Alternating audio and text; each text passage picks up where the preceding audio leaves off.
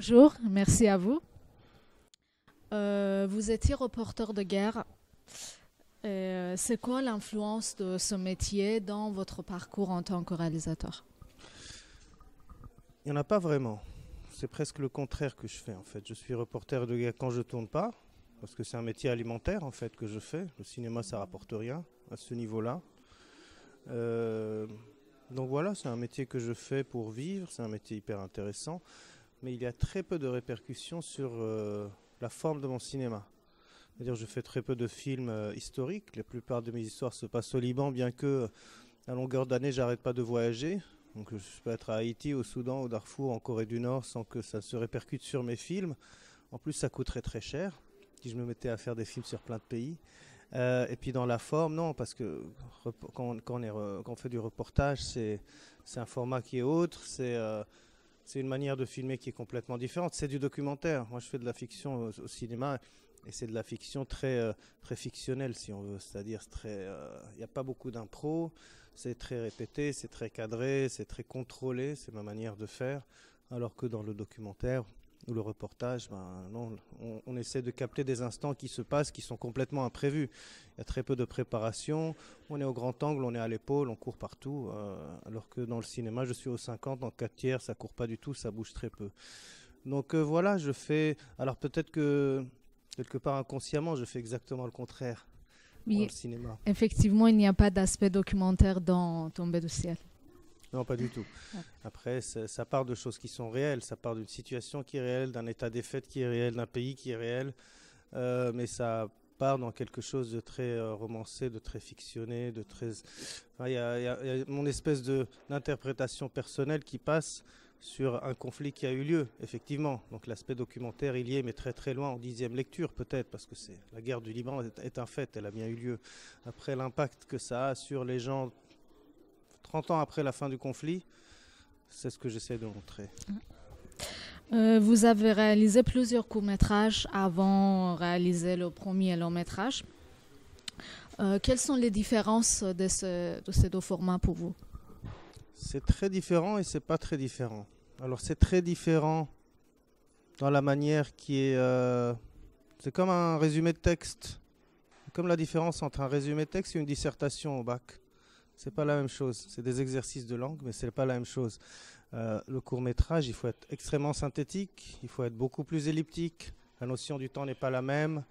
Et puis les modes de production sont complètement différents. La notion du temps en production est hyper différente sur un court ou sur un long. C'est-à-dire qu'un court, bon allez, dans le meilleur des cas, on peut le faire en 2 ans. Un long, pour moi, ça prend 10 ans à faire. À écrire, à trouver les financements, à produire, voilà. C'est de la souffrance pure. Donc les courts-métrages, c'est un mode de production qui est plus simple et ça permet de tourner. Parce qu'un réalisateur, il est fait pour réaliser, il n'est pas fait pour attendre. C'est un peu comme un avion. Un avion au sol, c'est triste. Un avion qui vole, c'est sympa. Donc voilà, moi j'écris toujours quelque chose. Ça donnera des courts, ça donnera des longs. Mais en tout cas, les cours permettent de continuer à tourner. Et c'est en tournant qu'on affine un style, c'est en tournant qu'on devient un meilleur réalisateur en fait. Dans votre film Tombé du ciel, on peut trouver des références cinématographiques comme Aki Kaurismäki ou même Roy Andersson. Lesquelles vous reconnaissez? Je reconnais personne, c'est eux qui me reconnaissent. Okay. Non, c'est des influences. Il y a des cinémas que j'aime. Après, voilà, on les digère. Mais j'ai regardé beaucoup Kaurismäki, j'ai regardé beaucoup Bresson, Straub. J'admire les cadres et tout. C'est un peu les dieux vivants du cinéma pour moi. Il y a aussi du Jarmusch, il y a plein de monde en fait. J'ai pas un réalisateur préféré, mais j'ai un genre qui me touche. Il y a des genres qui me touchent qui sont de l'ordre du froid. Le cinéma froid, j'appelle ça. Ça passe de Tsai Ming-liang à Kaurismäki. C'est des gens qui regardent un peu les gens s'agiter un peu comme des insectes. C'est de l'entomologie cinéma. Et ça me touche beaucoup parce que ça parle du désespoir en fait. Plus il y a du malheur et plus on arrive à en rire, c'est qu'on a vraiment touché le fond. C'est qu'on est tellement désespéré que ça rend un peu cinglé. Du coup, on se met à rire. Et c'est ça qui m'intéresse dans la misère humaine, de la traiter comme ça. Et comment vous appliquez du coup un ton absurde et minimaliste à l'histoire que vous vouliez raconter? Comment je l'applique, ça vient vraiment naturellement. c'est comme ça que je conçois les choses. Je réfléchis pas, c'est très organique. Moi, j'ai pas fait d'études de cinéma. Je suis pas là à me dire je vais mettre un ton un peu comme ci, un peu comme ça. Ça sort comme ça. Quand j'écris, ça sort comme ça. Je pense que c'est une manière de penser qui est propre à moi, peut-être propre aux gens de ma région, parce que parfois on me rapproche de Elias Suleiman. C'est pas, c'est un coin du monde où il y a eu beaucoup de malheur. Donc je pense qu'à un moment, c'est un peu comme l'humour juif. Ça devient très noir et ça devient très puissant et ça devient assez génial. Dire qu'on rit de son propre malheur, mais c'est pas quelque chose de réfléchi. Après, quand on veut produire un film comme ça, allez essayer d'expliquer à une commission que vous voulez donner un ton comme ça. En général, ils vous croient jamais. Parce qu'on leur dit, voilà, je vais être à la mi-chemin entre le burlesque, le nostalgique, le désespoir, le rire. Et ils vous disent, mais en fait, t'es complètement paumé, mon petit. Mais en fait, non, pas du tout. Mais les commissions ont besoin qu'on les rassure. Ils ont besoin d'un seul mot. Comique, triste, pas triste. Il faut que ça aille dans une case. C'est très formaté, malheureusement, c'est comme ça. Mais malheureusement, également, on est dans un métier visuel qui est le cinéma, qu'on doit financer avec des mots, avec des scénarios, avec des dossiers écrits. Donc c'est cette différence-là qui fait que parfois l'écrit ne reflète pas exactement le vu, le visuel. Et c'est pour ça que pour pas mal de réalisateurs qui font ce genre de film, c'est très difficile de les financer parce que c'est très difficile à expliquer en mots. C'est quand on voit qu'on comprend. Et effectivement, il y a un paradoxe entre un fond douloureux, tragique, noir et un ton comique. Comment vous expliquez ça? Pourquoi ce choix pour c'est revenir... pas vraiment un paradoxe. Ouais. Je pense qu'au contraire, c'est des sentiments qui sont très très voisins. Le comique et la nostalgie, c'est très très proche. Il y a un très petit pas à franchir entre la tristesse et le rire, je trouve. Ou le rire et la tristesse. Regardez Buster Keaton. Il est comique, mais est-ce qu'il n'a pas un air énormément nostalgique? Est-ce qu'il ne donne pas envie de pleurer quand on le regarde, Buster Keaton? Et c'est juste qu'il lui arrive des malheurs. Et c'est ça qui fait rire. C'est quand il tombe sur le cul qu'on rigole. En fait, Charlie Chaplin s'appelait The Tramp, le vagabond. C'est pas quelque chose de très rigolo. C'est juste ce qui arrive à ce pauvre type qui nous fait rire. On rit de son malheur. Donc c'est vraiment des sentiments hyper voisins. Et on s'en rend pas souvent compte parce que je pense on est dans un monde formaté où on voit soit des films qui font rire de A à Z, soit des tire-larmes qui font pleurer de A à Z. C'est comme ça que c'est formaté l'industrie du cinéma de nos jours. Et les mélanger, ça nous ramène à quelque chose d'originel qui est plus humain. C'est-à-dire, voilà, ce sont des sentiments avoisinants. On n'est pas juste des machines programmées à rire ou à pleurer simplement. D'ailleurs, les fous se mettent à faire les deux. Et voilà, c'est comme ça que ça se passe, la folie humaine aussi. Et pour parler un peu de l'acteur principal de Tomber du ciel, est-ce que vous choisissez vos acteurs par rapport à leur aspect physique ou... C'est plus par rapport à ce qu'ils dégagent. C'est pas quelque chose de physique, c'est pas quelque chose de mental, c'est pas quelque chose qui a rapport à un jeu, c'est je regarde la personne et je vois ce qu'elle dégage dans l'absolu. C'est presque... eux, ils savent pas ce qu'ils dégagent, les gens. Eux, ils savent ce que leur jeu dégage. Ils sont habitués aux compliments. Ah oui, tu joues bien. Ah oui, ton jeu, il me rappelle Stanislavski, le Actor School, machin. Mais en fait, lui, à poil comme ça, nu, qu'est-ce qu'il dégage? Et Bresson travaillait là-dessus aussi. C'est sur ce petit quelque chose dont le comédien n'a même pas conscience et qui dégage. Donc mon comédien principal, Raed Yassine, qui joue à peu près dans tous mes films, il a un corps oriental, massif, poilu, suant, mais il a des yeux d'enfant. Il a un regard hyper touchant, je trouve. Dans cette montagne de chair, on a un gamin qui est encore là, quoi. Et c'est pour ça que j'ai choisi, parce qu'il symbolise un peu ce entre-deux que je montre souvent dans mes films. Et dans la plupart de mes films, en fait, je trouve quelque part que les comédiens me ressemblent, pas vraiment physiquement, mais dans ma manière de penser, dans l'âme, en fait. J'essaie de trouver des âmes proches que je fais filmer. En général, on se comprend très bien. Et du coup, souvent, mes comédiens jouent pour la première fois. Raed Yassine, ses premiers rôles étaient avec moi. Dans l'Armée des fourmis, Wissam Fares, c'était son premier rôle. Il était garçon boulanger.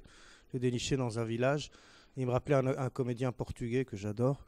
Voilà, il avait ce regard doux. Mon souvenir inoubliable d'un ami, pareil, c'est un gamin qui avait joué pour la première fois. Donc, j'aime bien dénicher des gens qui n'ont jamais joué parce que, en fait, au Liban, la plupart des réalisateurs, alors on ne parle pas de cinéma, il y a beaucoup de séries télé. Et les séries télé, ils leur bousillent leur jeu. Et on leur dit tout le temps de surjouer. Ils acquièrent des réflexes que je n'aime pas du tout. Faire perdre ses réflexes à un comédien, c'est très dur. Ça prend beaucoup de temps. Ils ne veulent pas nécessairement perdre leurs réflexes. Donc parfois on n'arrive pas à s'entendre. Donc je préfère prendre quelqu'un qui n'a pas encore de réflexe de jeu. Et en fait je lui demande de ne pas jouer. Donc je ne le pollue même pas. Je lui dis sois toi-même. Que quelqu'un d'autre aille le polluer plus tard. Mais en tout cas moi j'essaie de trouver de la pureté plutôt que de la pollution. Et du coup je leur fais moins de mal que d'autres réalisateurs, je trouve. Et il y a un rapport très particulier entre les deux frères. Est-ce que vous pouvez en parler? Ces deux frères ne se ressemblent pas physiquement déjà, mais c'est juste que je dis qu'ils se ressemblent. Donc on y croit quelque part sans vraiment y croire. Est-ce que ce sont deux frères? Est-ce que ce sont deux âmes? Est-ce que c'est un garçon qui rêve de son fantasme, de ce qu'a été le modèle du mal pendant la guerre civile libanaise, c'est-à-dire quelqu'un qui était le roi de la rue, qui était surarmé, et puis qui revient sous cette peau de vautour décharné, comme ça, avec les épaules un peu au-dessus, assez maigre, avec un nez cassé.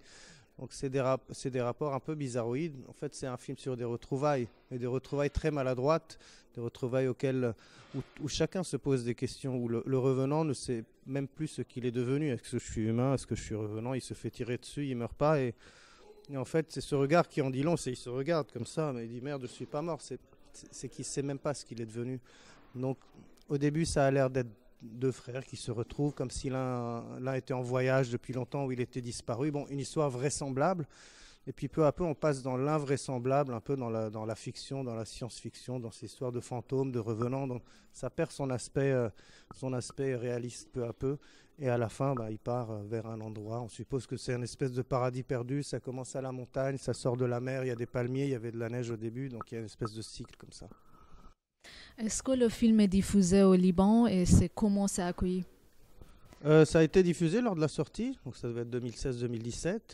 Bon, après au Liban, voilà, c'est comme un peu partout au monde, il y a des multiplexes, et il y a une petite salle d'arrêt d'essai qui résiste, machin. Donc les multiplexes n'en ont pas voulu, bien entendu, hein, c'était prévisible. Et même s'ils en voulaient, il aurait tenu une semaine, comme ceux de mes collègues qui font aussi du cinéma d'auteur et eux qui arrivent à être pris par un distributeur, ils tiennent une semaine en général et après ils sont virés parce que les chiffres ne sont pas là.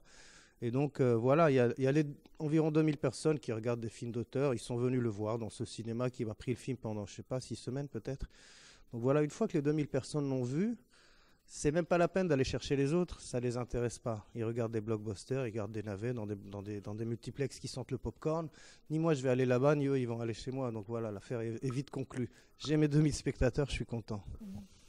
Et les journalistes, la critique C'était très rafraîchissant pour les gens parce que c'est un film qui quand même parle du refoulé de la guerre, de la mémoire de la guerre, de quelque chose dont les gens n'ont plus forcément envie de parler ou d'entendre parler au cinéma. Parce qu'ils ont eu leur dose de tir-larmes sur la guerre du Liban et ses enfants. Enfin, bon, ils en ont un peu marre. Et là, moi, je trouve qu'il faut encore en parler. Ce n'était pas quelque chose de conscient. J'ai pas eu la volonté ou l'intention de parler de la mémoire de la guerre quand j'ai écrit ce film. Moi, je voulais plutôt écrire un film contemporain que sont devenus les gens aujourd'hui, quoi. Une histoire de gens, d'un garde du corps, de son frère qui... Au début, c'était une histoire d'un ancien combattant qui était parti au Brésil, qui revenait parce que la mère était morte, en fait.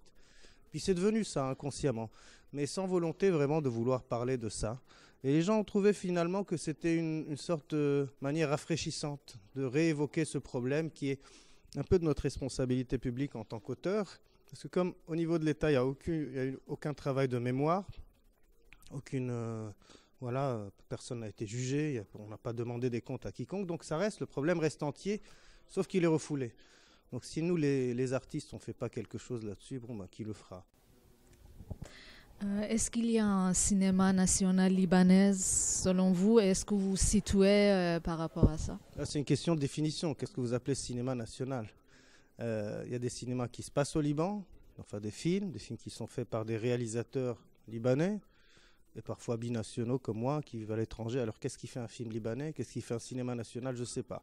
Ce que je sais, c'est qu'il n'y a aucun financement pour le cinéma de la part de l'État libanais, que le ministère de la Culture s'appelle ministère de la Culture et de l'Agriculture. Ça en dit long. Et que, au final, techniquement, c'est le financement qui fait la nationalité. Donc moi, mes films sont financés en France. Techniquement, c'est des films français, alors qu'ils se passent au Liban, que je suis libanais et que ça parle libanais. Donc voilà, la plupart des films qui se passent au Liban suivent ce mode de financement. Donc malheureusement, le mot Liban vient en deuxième après un autre pays. Mais voilà, c'est un état des choses. C'est un petit pays quand même. Il y a beaucoup d'histoires à raconter, mais c'est un pays en ruine, c'est un pays mal gouverné. Donc je pense pas que malheureusement, le cinéma n'est pas la priorité aujourd'hui chez les gens qui nous gouvernent très mal. Et pour finir, c'est quoi votre prochain projet? Moi, j'ai beaucoup de projets, sauf que voilà, comme pour tous les cinéastes, on écrit, et puis les projets se financent au compte-gouttes. Donc voilà, le jour où un de mes nombreux projets se financeront, je le ferai, mais j'ai des projets de long métrage qui sont dans les commissions déjà, qui sont prêts à être tournés. J'ai des courts métrages qui sont dans des plénières qui attendent qu'un jugement favorable soit émis. Et puis j'ai d'autres projets à l'état de traitement de 10 pages. J'en ai d'autres qui sont... j'ai un film de zombies qui attend aussi son heure, ça va venir. Mais voilà, je ne m'interdis pas d'écrire, c'est tout ce que je peux dire. Merci beaucoup. De rien.